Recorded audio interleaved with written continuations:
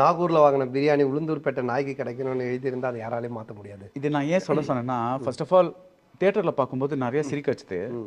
But நீங்கள் எழுதும்போது இது சும்மா ஒரு காமெடிக்காக எழுதினீங்களா, இல்லை அந்த அந்த தத்துவமும் இருக்குங்கிறதுக்காக?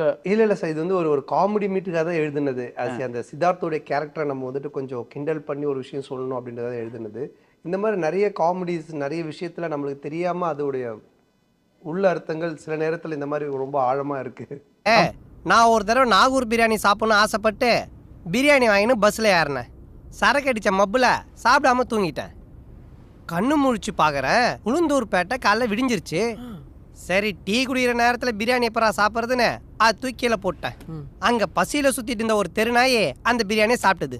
இப்போ என் வாழ்க்கையோட அனுபவத்திலிருந்து நீ கற்றுக்கிட்ட பாடம் என்ன சொல்லு? நீங்களே சொல்லிடுங்க பாஸ்.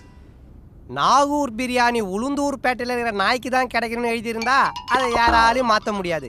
அந்த மாதிரி அந்த பொண்ணு உனக்குன்னு எழுதியிருந்தா யாராலையும் தடுக்க முடியாது. அது ஓகே பாஸ். அந்த